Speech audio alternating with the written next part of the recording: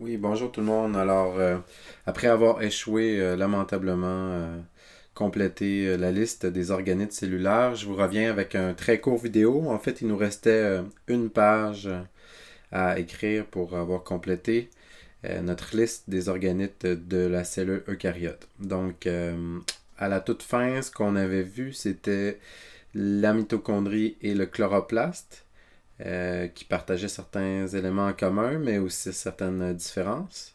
Puis ici, donc, on poursuit avec notre dernier organite qui va comme suit, c'est le cytosquelette. Le cytosquelette, ben, on le devine un peu dans son nom. Là. On va avoir d'un côté l'identification du fait qu'on a affaire à une cellule, puis squelette, ben, pour la charpente que cet organite-là va fournir à la cellule. Charpente de soutien, comme on va les noter. C'est un organite qui est non membraneux.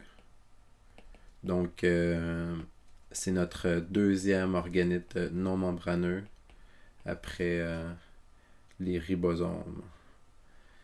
La structure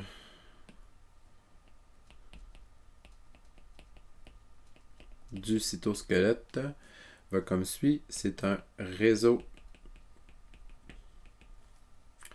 complexe de protéines fibreuses. De complexe de protéines fibreuses. Donc, je ne sais pas si vous vous rappelez, mais on avait deux, deux grands types de protéines, des protéines globulaires puis des protéines fibreuses. Les protéines fibreuses étant davantage dédiées à la propriété de soutien structural, puis c'est exactement le cas des protéines fibreuses du cytosquelette ici. Donc, réseau de protéines fibreuses, on va poursuivre en disant qui traverse le cytoplasme. Qui traverse le cytoplasme. On peut tout de suite poursuivre avec les fonctions.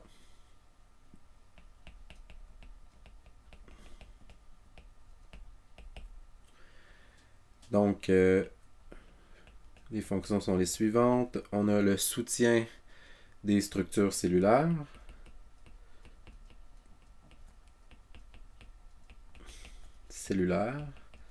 Puis, ici, on peut penser à toutes les structures cellulaires. On va aller le voir sur quelques images tout à l'heure, mais de la membrane plasmique jusqu'aux différents organites membraneux. Donc, ce sont des structures qui demandent un soutien. Le cytosquelette est très abondant, en fait, dans le cytoplasme pour permettre que chaque chose soit bien à sa place, finalement. Deuxième grande fonction, ça va aussi permet le certain mouvement cellulaire. Mouvement cellulaire. On va s'en donner quelques exemples. Par exemple, ben, on pourrait avoir le transport des vésicules du RIM. Ce qu'on va voir, c'est dans les figures qui s'en viennent, c'est que les vésicules sont acheminées sur des rails du cytosquelette, comme des poutres finalement, là, qui permettent de faire cheminer les vésicules d'un endroit à l'autre de la cellule. Sinon, les vésicules ne sauraient pas dans quelle direction se diriger. Donc, par exemple, quand elles vont du RER à l'appareil de Golgi, puis ensuite jusqu'à la membrane, c'est parce que les vésicules sont acheminées sur des fibres du cytosquelette à leurs différentes destinations. On va se donner un deuxième exemple, puis ça sera terminé pour les notes de cours des organites. Donc, on aurait changement de la forme Puis comme d'habitude, on a affaire ici à un mot-clé. Forme de la cellule. Lors changement de la forme de la cellule, puis ici, dans le fond, je vais mettre d'autres exemples. Exemple,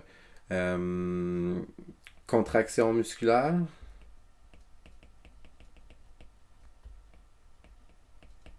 Donc, lorsque les cellules musculaires se contractent, en fait, c'est qu'elles changent de forme, elles se raccourcissent. Ce sont des éléments du cytosquelette qui permettent ce changement de forme-là. On va voir aussi lors de la division cellulaire. Mais on pourrait aussi parler lors du transport vésiculaire. Donc, c'est un dernier petit élément qu'on n'a pas eu le temps de noter tout à fait, puis qui va suivre dans un prochain vidéo. Donc le transport vésiculaire, en fait, va impliquer des déformations de la membrane plasmique pour permettre de transporter de très grosses molécules, par exemple. Donc, on va aller voir que le cytosquelette est responsable de ça également.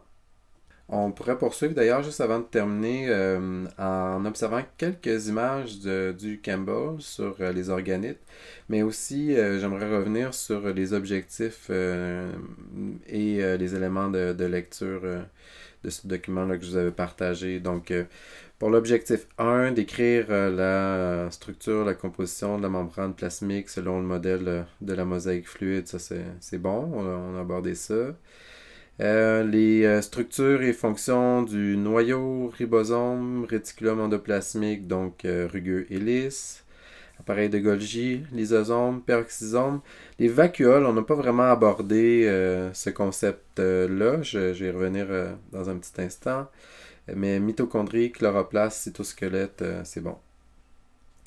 Distinguer cellules prokaryotes et eucaryotes, c'est bon, on en a discuté. Décrire la compartimentation également, c'est bon. L'élément 5, par exemple, pourrait être annulé. Là. Distinguer les cellules végétales et animales. On y reviendra plus tard dans le cours, puis on n'a pas eu l'occasion de vraiment s'y attarder à ce moment-ci. Par contre, là, pour l'élément 6, là, les concepts de perméabilité sélective, transport passif et autres mécanismes de transport membranaire, ce sont des éléments là, qu'on a vus pas mal. Donc, petite modification pour certains des objectifs avec les vacuoles et l'histoire de comparaison entre cellules animales et végétales. Si je reviens avec quelques figures du Campbell, bien, ce serait pertinent si vous avez le temps d'aller jeter un coup d'œil à ces images-là. Puis, en fait, je te déposerai sur Classroom les principales figures qui portent sur les organites cellulaires. Ce qu'on voit ici avec la cellule eucaryote, ben, il y a beaucoup d'informations supplémentaires, là, mais comme notamment, tu vois les éléments du cytosquelette sont répartis là, en différents filaments ici, mais aussi d'autres éléments qui portent des noms particuliers et d'autres éléments ici qui ont tous des noms, là, microfilaments, filaments intermédiaires, microtubules, tout ça, ce sont des éléments du cytosquelette. Donc, on a fait une simplification dans nos notes de cours. Même chose, tu vois, il y a certains éléments de détail sur cette figure-là qui, puisqu'on n'en a pas parlé en classe, ne devraient pas trop t'embêter. Donc, je t'invite plus à porter une emphase sur les éléments qu'on a discutés. Donc, les éléments qui portent sur le noyau, sur la membrane plasmique, sur les ribosomes, l'appareil de Golgi, on parle des lysosomes ici, tu vois, qui sont ici, les mitochondries, par exemple. Donc, ici, on présente une cellule végétale, mais comme on vient de le voir, on ne va pas nécessairement faire une grande comparaison à ce moment-ci. On va aller directement vers les éléments des organites. Donc, tu vois la figure 6.9. Ici, on montre les principales structures présentes dans le noyau, avec son enveloppe et ses pores nucléaires qui sont représenté par ces structures-là ici, mais aussi en découpe là, sur la figure ici. On voit des petits ribosomes qui sont sur l'enveloppe nucléaire. On voit que le gros organite là, qui suit ici, là, c'est le réticulum endoplasmique rugueux, qui est en continuité avec le noyau et picoté de plusieurs ribosomes. Donc, si on va voir une image de ribosome ici, avec sa grande sous-unité et sa petite sous-unité. Le réticulum endoplasmique, on voit une portion rugueuse ici, puis une portion davantage de lisse derrière. Donc le R lisse est ici, puis le R rugueux là, picoté de ribosome, c'est essentiellement la plus grosse partie du réticulum endoplasmique qu'on observe. Des vésicules qui bourgeonnent du réticulum endoplasmique en direction du complexe golgien qui est ici. Donc on voit une vésicule qui provient du réticulum endoplasmique rugueux qui vient fusionner sur le réticulum, le complexe golgien plutôt. Puis ici, ben, comme le présente la flèche, là, les substances qui sont les petites billes mauves qui représentent des protéines qui sont emprisonnées dans le Golgi vont se déplacer avec le Golgi, puis se diriger vers l'autre extrémité du Golgi. Je vais revenir là-dessus dans une petite seconde. Bon, donc tu vois, en fait, ici, on présente la dynamique à l'intérieur du RIM, donc le réseau intracellulaire de membrane. D'un côté, donc on a le réticulum endoplasmique rugueux ici, qui bourgeonne, fait des vésicules qui s'en viennent en direction du Golgi, qui acheminent ces vésicules-là jusqu'au bout, qui bourgeonnent également, et qui vont éventuellement se diriger vers leur destination, qui peut être soit vers la membrane plasmique, soit vers d'autres vésicules internes, comme on a par exemple ici un lysosome. Donc, si je reviens un peu, ce qu'on voit, c'est qu'en fait, le lysosome a été créé de toutes pièces à partir d'une vésicule du Golgi qui s'est détaché du Golgi et qui devient un lysosome pour la cellule. Donc, on a par exemple ici une représentation du travail du lysosome. Donc, le lysosome qui serait une sphère complète. Là, ici, tu devines qu'on a coupé le lysosome pour nous permettre de voir qu'à l'intérieur, on observe des protéines qui sont des enzymes hydrolytiques. Le travail du lysosome va être de fusionner avec une vésicule qui contient des objets à détruire. Donc, par exemple, ici, on aurait une vieille mitochondrie, par exemple, qui aurait été emprisonnée dans cette vésicule-là.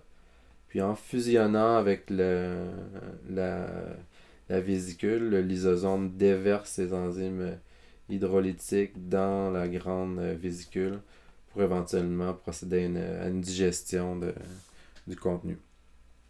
Les lysosomes sont également utilisés pour dégrader des substances étrangères qui peuvent être soit des particules alimentaires ou parfois même des débris de pathogènes ou de substances qu'on retrouverait à l'extérieur de la cellule. Donc ça vient de l'extérieur, c'est internalisé dans la cellule par une vésicule qui est produite par la membrane plasmique. Donc c'est ici là, que des éléments du cytosquelette pourraient être recrutés pour procéder là, à une charpente qui permettrait de fabriquer cette vésicule-là. Donc, une fois que cette vésicule elle a été internalisée dans le cytoplasme, ben, notre lysosome ici s'en vient fusionner avec pour déverser ses enzymes hydrolytiques dans la vésicule et procéder à la digestion du contenu de la vésicule. Finalement, on pourrait poursuivre, je vais en venir ici. Ben, on a ici une mitochondrie. Pas grand chose à noter, sinon ce qu'on a déjà dit, là, son principal rôle est de faire fabriquer de l'ATP à partir d'ADP. Ici, on a un chloroplaste dans une cellule végétale. On ne rentrera pas dans le détail d'un chloroplaste, mais on y reviendra un peu plus tard. Puis ici, bon, une image microscopie électronique. Ici, c'est une figure intéressante. On voit des différents éléments du cytosquelette dans une cellule eucaryote. Donc, on a le noyau qui est présent ici. Puis là, ben, la technique d'imagerie nous empêche de voir toute autre chose que les éléments du cytosquelette. Donc, on s'imagine la membrane comme je viens de le dessiner un peu, avec tous ces filaments-là qui sont différents types de fibres, différents types de protéines fibreuses qui composent le cytosquelette pour procurer une charpente structurale à la cellule, mais aussi, comme je l'expliquais tout à l'heure, des voies de transport. On s'imagine comme par exemple si on pourrait avoir une espèce d'autoroute qui va permettre à une vésicule du RE de cheminer en direction possiblement du Golgi qui serait disposé ici, qui lui-même serait soutenu par des éléments du cytosquelette. Donc, on s'imagine que toutes les structures prennent appui sur le cytosquelette. Puis d'ailleurs, ici, voyez-vous, on représente une vésicule qui est acheminée, donc qui est transportée dans le cytoplasme par une protéine motrice qui marche, qui s'agrippe, là, donc qui fait comme une espèce de marche sur un élément du cytosquelette.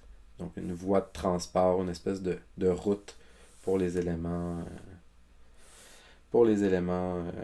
intracellulaires. Puis voilà, donc on pourrait observer d'autres rôles du cytosquelette quand on parlait de mouvement, par exemple. Ici, voyez-vous, on représente le flagelle du spermatozoïde, donc qui est composé de plusieurs fibres du cytosquelette. On a différentes structures là, qui permettent le mouvement. Donc ici, on a affaire à différents types de fibres du cytosquelette, mais pour lesquelles on ne rentrera pas dans une étude très détaillée. Donc voilà pour qui conclut le chapitre sur les organismes cellulaires.